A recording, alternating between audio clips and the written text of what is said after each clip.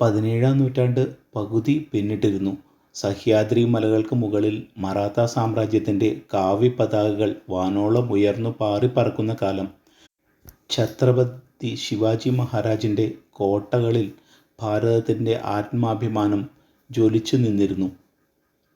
ആ മലകൾക്കിടയിൽ കാട്ടിലെ സിംഹക്കുട്ടിയെപ്പോലെ വളർന്നു വന്ന ഒരാളായിരുന്നു സംഭാജി, ശിവാജി മഹാരാജിൻ്റെ പ്രിയപുത്രൻ.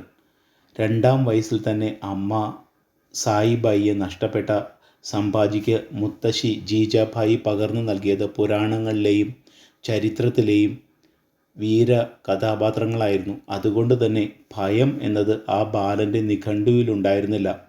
അത്ഭുതകരമായ ബുദ്ധിശക്തി ഉണ്ടായിരുന്ന സംഭാജി 13-ാം വയസ്സിൽ തന്നെ സംസ്കൃതം ഉൾപ്പെടെ അനേകം ഭാഷകളിൽ പാണ്ഡിത്യം നേടി. ഭരണതന്ത്രങ്ങളെക്കുറിച്ചും തത്വശാസ്ത്രത്തെക്കുറിച്ചും അദ്ദേഹം ബുധഭൂഷണം എന്ന ഗ്രന്ഥം സംസ്കൃതത്തിൽ രചിച്ചത് ലോകത്തെ വിസ്മയിപ്പിച്ചു.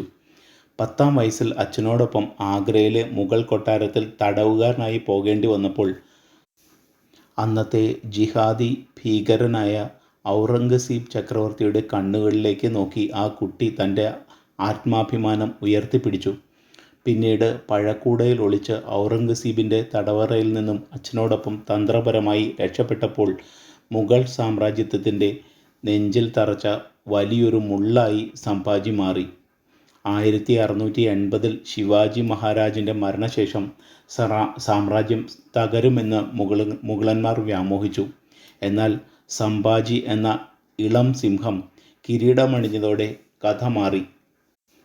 കാറ്റിനേക്കാൾ വേഗത്തിൽ കുതിക്കുന്ന കുതിരപ്പുറത്ത് 2 കൈയിലും വാളുകളുമേന്തി അദ്ദേഹം യുദ്ധകളത്തിൽ ഒരു കൊടുങ്കാറ്റായി മാറി. തൻ്റെ 9 വർഷത്തെ ഭരണകാലത്ത് സംഭാജി ഏതാണ്ട് 210 യുദ്ധങ്ങൾ ചെയ്തു. അത്ഭുതമെന്ന് പറയട്ടെ, അതിൽ ഒന്നുപോലും അദ്ദേഹം പരാജയപ്പെട്ടില്ല. ഡൽഹിയിൽ നിന്ന് ദക്ഷിണേന്ത്യ പിടിക്കാൻ വന്ന ഔറംഗസീബ് സംഭാജിയുടെ പോരാട്ട വീര്യത്തിന് മുന്നിൽ പതറിപ്പോയി. ഓരോ കോട്ടയും പിടിക്കുമ്പോഴും സംഭാജി 10 ഇരട്ടി ശക്തിയോടെ അവ തിരിച്ചു പിടിച്ചു. ഔറംഗസീബിൻ്റെ സ്വന്തം മകൻ അക്ബർ പിതാവിനെതിരെ കലാപം നടത്തിയപ്പോൾ തൻ്റെ ശത്രുവിൻ്റെ മകനാണെന്നത് നോക്കാതെ സംഭാജി അദ്ദേഹത്തിന് അഭയം നൽകി. ഇത് മുഗൾ ചക്രവർത്തിയെ കൂടുതൽ പ്രകോപിതനാക്കി.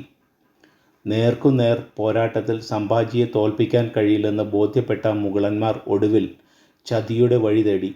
സ്വന്തം ബന്ധുവായ ഗണോജി ഷിർക നൽകിയ വിവരത്തിൻ്റെ അടിസ്ഥാനത്തിൽ സംഗമേശ്വറിൽ രഹസ്യയോഗം ചേരുകയായിരുന്ന സംഭാജിയെയും അദ്ദേഹത്തിൻ്റെ വിശ്വസ്ത സുഹൃത്തിനെയും മുഗൾ സൈന്യം വളഞ്ഞു.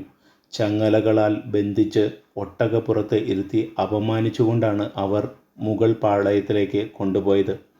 തടവുകാരനായി ഔറംഗസീബിൻ്റെ മുന്നിലെത്തിയപ്പോഴും സംഭാജിയുടെ ശിരസ് ഉയർന്നു തന്നെയിരുന്നു. ഔറംഗസീബ് ഒരു വാഗ്ദാനം മുന്നോട്ട് വച്ചു. സംഭാജി, നിന്റെ കോട്ടകളും സമ്പത്തും എനിക്ക് തരൂ. ഇസ്ലാം മതം സ്വീകരിക്കൂ. എങ്കിൽ നിന്നെ ഞാൻ രാജാവായി വാഴിക്കാം. എൻ്റെ മകളെ നിനക്ക് വിവാഹം കഴിപ്പിച്ചു തരാം എന്ന്. എന്നാൽ ഇടിമുഴക്കം പോലുള്ള ശബ്ദത്തിൽ സംഭാജി മറുപടി നൽകി, എന്നെ മതം മാറ്റാൻ നിനക്ക് കഴിയില്ല. 1000 തവണ മരിക്കേണ്ടി വന്നാലും ഞാനൊരു ഹിന്ദുവായി മറാത്തക്കാരനായി തന്നെ മരിക്കും. തുടർന്ന് നടന്നത് മനുഷ്യ മനസാക്ഷിയെ ഞെട്ടിക്കുന്ന ക്രൂരതകളായിരുന്നു. ദിവസങ്ങളോളം ആ ശരീരം പീഡിപ്പിക്കപ്പെട്ടു.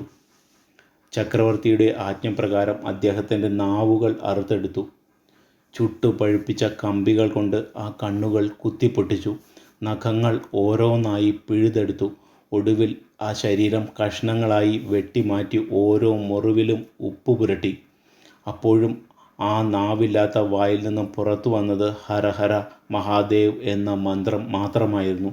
ശത്രുവിന് മുന്നിൽ മുട്ടുമടക്കുന്നതിനേക്കാൾ വലിയ സുഖം മരണത്തിലുണ്ടെന്ന് അദ്ദേഹം ലോകത്തിനായി കാണിച്ചു കൊടുത്തു. 1689 മാർച്ച് 11 അദ്ദേഹത്തിൻ്റെ ശിരസ് അറുത്തെടുത്ത് ശരീരം കഷ്ണങ്ങളാക്കി നദിയിലെറിഞ്ഞു. സംഭാജി മഹാരാജ് മരിച്ചാൽ മറാഠ സാമ്രാജ്യം അവസാനിക്കുമെന്ന് മുസ്ലിം ജിഹാദി ഭീകരനായ ഔറംഗസീബ് കരുതി. എന്നാൽ സംഭവിച്ചത് മറിച്ചായിരുന്നു. ഓരോ തുള്ളി രക്തത്തിൽ നിന്നും 1000 പോരാളികൾ ജനിച്ചു. ഓരോ മറാഠ പടയാളിയും ഒരു സംഭാജിയായി മാറി. മുഗളന്മാർക്കെതിരെ പാഞ്ഞെടുത്തു. 25 വർഷത്തോളം നീണ്ട ആ മഹാപോരാട്ടത്തിനൊടുവിൽ ഔറംഗസീബ് തോൽവി സമ്മതിച്ചു. ദക്ഷിണേന്ത്യ മുഴുവൻ കീഴടക്കാൻ വന്ന ജിഹാദി ഭീകരൻ ഔറംഗസീബ് അവിടെ തന്നെ മണ്ണടിയുകയും ചെയ്തു.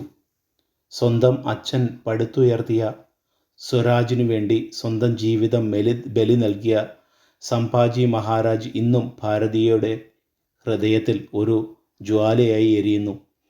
ധർമ്മത്തിനും അഭിമാനത്തിനും വേണ്ടി മരണം വരിച്ച ആ വീരപുത്രനെ ലോകം ഇന്നും ആദരവോടെ വിളിക്കുന്നു ധർമ്മവീർ ഛത്രപതി സംഭാജി മഹാരാജ് എന്ന്.